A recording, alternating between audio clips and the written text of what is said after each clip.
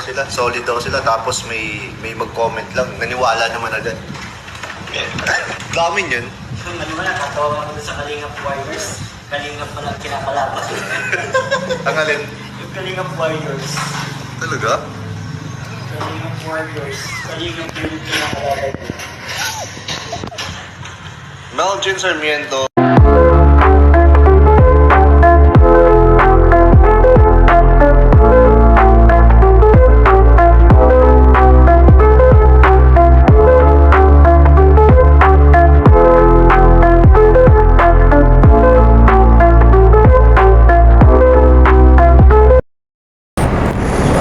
Ayan, mga Kalingap, narinig nyo naman yung clip video no, doon sa live ni Kuya Nel na ang Kalingap Warriors daw ang mga basher, no, basher ng Team Kalingap ayon kay David Vlogs, no. At ayon, syempre maraming umapila diyan kasi nga hindi naman totoo 'yan. Kasi ang pagkakaalam ko mga Kalingap, ang Kalingap Warriors ang isa sa mga defenders, no. Kahit wala po sila mga channel, pero sila po yung talagang totoong sumusuporta sa Team Kalingap mula noon hanggang ngayon, no. Alam naman po natin 'yan, kaya nga Kalingap Warriors, 'di ba? So ayun, dahil lamang sa mga palasumbong, no, palasumbong na pag na-real talk ay sasabihin basher na, no. Ayan po yung dahilan niyan mga Kalingap.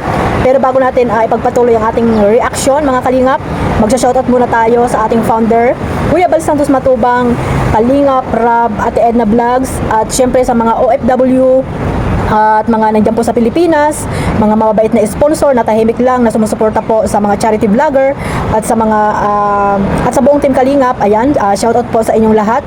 At syempre sa mga ambassador, no, na nandiyan sa landing pad at mga deputy charity Kalingap Scouters. Ayan, mega love shoutout po sa inyong lahat. At ganoon din po syempre sa mga kapwa ko po reactor na nandito po sa Team Kalingap, no, especially po sa Team Bios, Karipa. Ayan, shoutout po sa inyong lahat.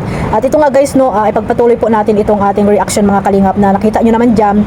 May nagpaliwanag na isang Kalingap Warriors, no, mga Kalingap, kasi po siya pala yung parang siya yung inaaway, no, ng mga supporters ni Kalingap David, no.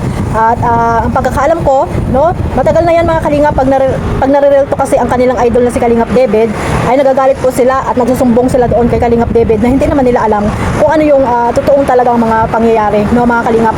Dahil sila nakikita nila kung ano yung ginagawa, kaya nga nagsasalita sila di ba? Wala silang channel, kaya sa mga live sila nagsasalita, especially sa live ko, di ba? Dahil may rules po ang Kalingap, rules is rules, mali is mali. Dapat ganun po tayo, huwag po tayo maging ina-idol nyo yung mga ina-idolize nyo yung mga taong hindi naman talaga sumusunod sa mga rules, di ba, ng Kalingap.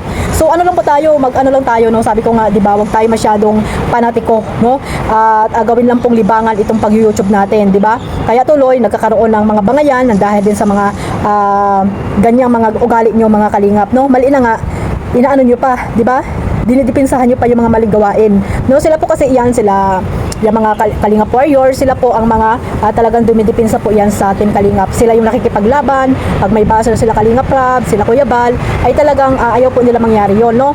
At dito nga, no, sa comment lang, no, doon kay Kuya Jens, at syempre sa akin mga Kalingap, sabi nga nila, pag may nagbas nga daw kay Kalingap David, no, dito sa live ko, dito daw sila magbabantay sa live ko, isa rin sa live ko, na lagi silang naka-spy, no, wag ganun. Sabi ko nga, pinapaliit nyo ang mundo nyo sa pagiging dito sa YouTube, no? Pinapaliit nyo ang mundo nyo dito sa YouTube. Masyado kayong seryoso, no? At bakit kayo tawag dito mag-SS diyan sa mga live? Para ano? For what, di ba? Ano lang kayo, nagdadagdag lang kayo ng gulo, di ba? Sana wag na lang ganun, magkaisa na lang po tayo magsuporta sa mga love team na gusto nyo suportahan. Hindi po yung nag-aaway-away tayo. Di ba? Opinion po nila yan. Respetuhin po natin kung ano man yung mga ano nila, no? Yung mga opinion nila. Hindi ibig sabihin na basher na sila, di ba, mga Kalingap? Dahil alam naman natin ang Kalingap ay may rules yan. Kaya unang-una si David, napakalami na po yung mga nilabag na rules, no? Hindi nyo lang nakikita kasi nga idol nyo, di ba? Idol nyo yan, may Team C3 baga. Yan yung mga Team C3 na kagrupo ni Kalingap David. Hindi ko kinakalaban si Kalingap David dito, pero yan po yung totoo. Katulad na lang nung nangyari pag mga live, di ba? Bawal ipakita si Carla sa live. Ano yan, di ba? Pero pinapakita niya. O dahil diyan, nagkakaroon ng buzzer, no, si Carla. Kasi nga, alam mo naman yung rules, pinapakita mo pa rin dyan sa mga Live for what, di ba? For the views, di ba? Oo, alam natin na lahat po ay kailangan ng views. Kailangan natin ng views, pero po mayroon tayong may mga viewers na naandyan po para magmatsyag sa inyo kung ano ba yung ginagawa nyo, kasi alam naman nila ang roles din ng Kalingap. Kaya kung kayo po ay napagsabihan or napag-usapan sa isang live, hayaan nyo lang, di ba? Huwag kayong palasumbong. Magpaliwanag kayo ng ayos dyan sa live nyo. At least may channel naman kayo. Hindi yung naniniwala kayo sa mga palasumbong, no? Tapos sasabihin nyo, magsusumbong kayo kay Kuya Bal. Ano yun? Magsusumbong kayo kay Kuya Bal dahil lamang sa sinusuportahan yung isang K-boys na minsan mali ang ginagawa. Wag po gano'n. Dapat po mag-advise po tayo, payuhan nyo. 'Di ba mga Kalingap, hindi yung sasabihin nyo pag may nabasa kayong ano lang ni Kalingap about kay Kalingap David, sasabihin nyo basher na. Totoo naman, 'di ba? Totoo naman yung mga ginagawa dahil pag mali, wag po ninyong itama ang mali. At kung po tayong masyadong panatiko, yun nga, sabi ni Kuya Bal, di ba? Mas mayaman pa sa inyo yan, yung mga vlogger. Mas mayaman pa sa inyo yan. Totoo lang. Mabuti sana kung talagang mga big sponsor kayo na haya-haya na lang ang buhay sa ibang bansa. Pero kung katulad ko naman, ang mga gawain nyo dyan, ay hindi na po pwede yan. Mag-isip-isip na po kayo mga Kalingap, no? Mag-support lang po tayo sa naaayon po na pagsuporta. Dahil nandito naman tayo sa Team Kalingap, alam ko yung iba dyan nandito sa Kalingap dahil sa mga love team. Dapat doon po kayo mag-focus, no? Hindi yung awayan dito, awayan doon pa. Parang may mga pinaglalaban kayo, dinidipinsahan nyo pa yung mga tawag dito, yung mga kagrupo nyo na minsan mali naman yung ginagawa. Dapat hindi ganun. Ang dipinsahan nyo dyan yung mga basher, no? Yung mga anti-Kalingap na basher dyan sa Jomcar or sino pa man yung mga love team na binabas nila.